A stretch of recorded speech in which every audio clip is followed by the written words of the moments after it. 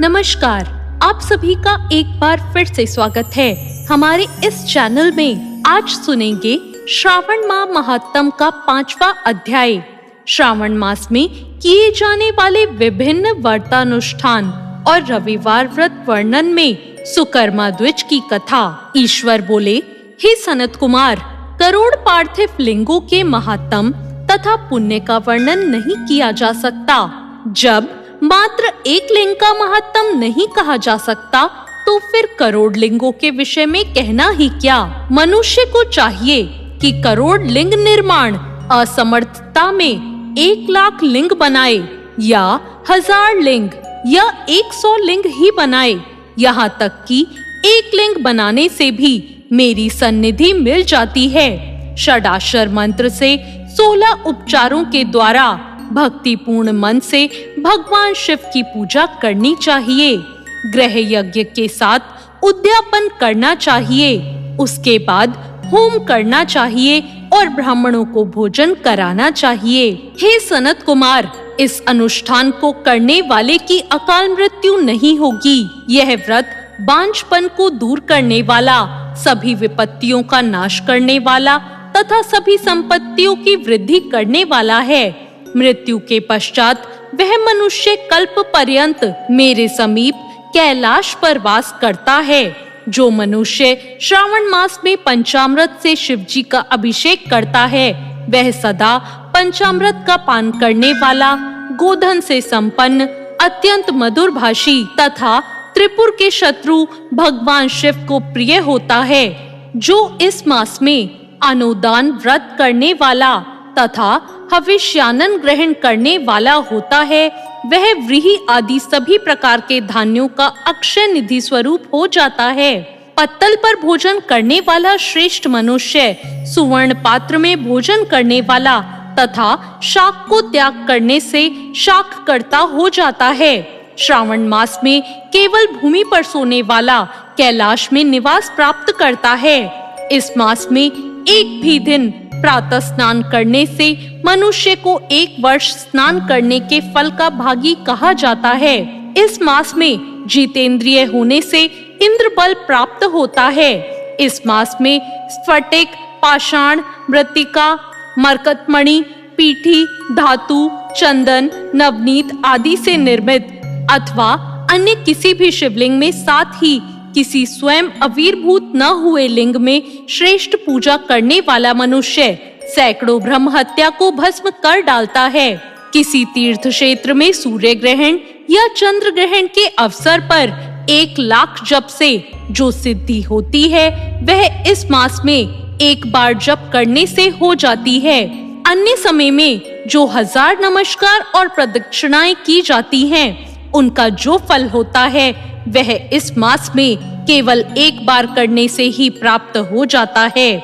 मुझको प्रिय इस मास में वेद पारायण करने पर सभी वेद मंत्रों की पूर्ण रूप से सिद्धि हो जाती है। श्रद्धा युक्त होकर इस मास में 1000 बार पुरुष सूक्त का पाठ करना चाहिए अथवा कलयुग में उसका 4 गुना पाठ करना चाहिए अथवा वर्ण संख्या का 100 गुना पाठ करना चाहिए अथवा वह करने में असमर्थ हो तो आलस्यहीन होकर मात्र 100 बार पाठ करना चाहिए। ऐसा करने वाला मनुष्य ब्रह्म हत्या आदि पापों से मुक्त हो जाता है, इसमें कोई संदेह नहीं है। गुरु पत्नी के साथ संसर्गजन्य पाप के लिए यही महान प्रायश्चित है। इसके समान पुण्यप्रद, पवित्र तथा पापनाशक कुछ भी नहीं। पुरुष सूक्त के जप के बिना इस मास में एक भी दिन व्यतीत नहीं करना चाहिए। जो मनुष्य इस फल को अर्थवाद कहता है, वह नरकगामी होता है। इस महीने में समीक्षा, चारु, तिल और धृत से गृह यज्ञ होम करना चाहिए। शिव के रूपों की भली भांति ध्यान करना चाहिए और ऐसा करके धूप, गंध, पुष्प, नैवेद्य आदि से पूजन करना चाहिए और अपने सामर्थ्य के अनुसार कोटि होम, लक्ष होम अथवा 10 सहस्त्र होम का पाठ करना चाहिए। व्याहृत्यों ओम भूहु, ओम भुवा, ओम स्वाहा के साथ तिलों के द्वारा भी ग्रह यज्ञ नामक होम किया जाता है। हे सनत कुमार, इसके बाद अब मैं वारों के व्रत का वर्णन करूंगा, आप सुनिए। हे अनग, उनमें सर्वप्रथम मैं आपको रविवार का व्रत बताऊंगा। इस संबंध में लोग एक प्राचीन इतिहास कहते हैं। प्रतिष्ठानपुर में सुकर्मा नाम का एक द्विज था। वह दरिद्र, कृपण तथा भिक्षावृत्ति में लगा रहता था। एक बार वह धान्य मांगने के लिए घूमते घूमते नगर में गया। उसने किसी एक गृहस्थ के घर में मिलकर रविवार का उत्तम व्रत करती हुई स्त्रियों को देखा। तब उसे देखकर वो स्त्रियां परस्पर कहने लगी कि इस पूजा विधि को शीघ्रता पूर्वक छिपा लो। इस पर वह विप्र उन स्त्रियों से बोला, हे श्रेष्ठ स्त्रियों, आप लोग इस व्रत को क्यों छिपा रही हैं?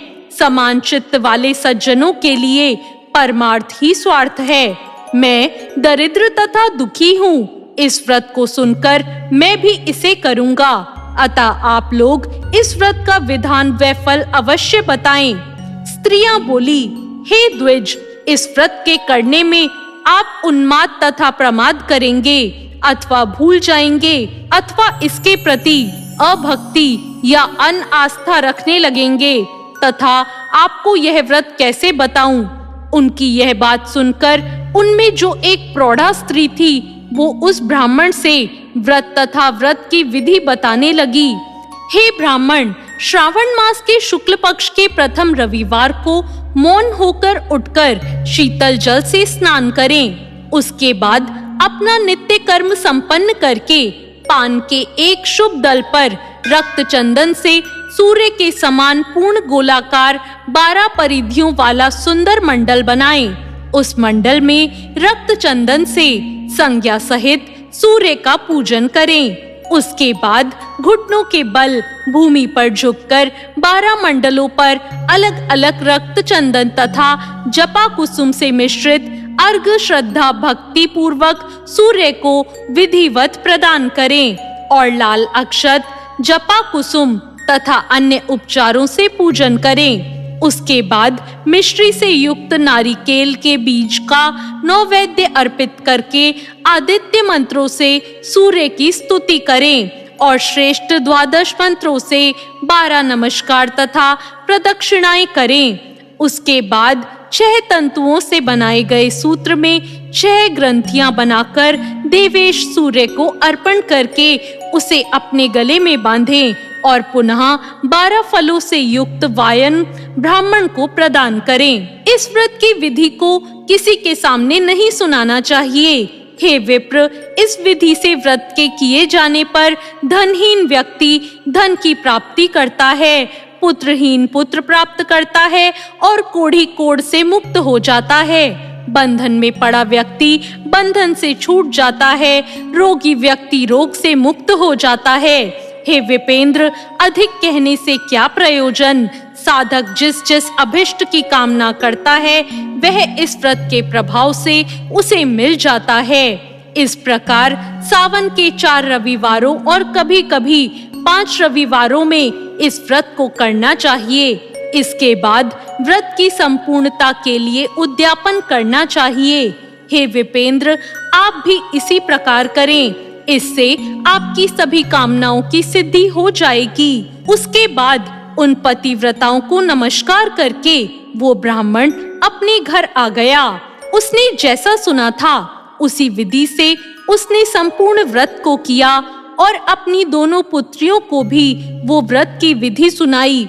उस व्रत को सुनने मात्र से शिव जी के दर्शन से तथा उनके पूजन के प्रभाव से वे कन्याएं देवांगनाओं के समान हो गई। उसी समय से उस ब्राह्मण के घर में लक्ष्मी ने प्रवेश किया और वह अनेक उपायों तथा निमित्तों से धनवान हो गया।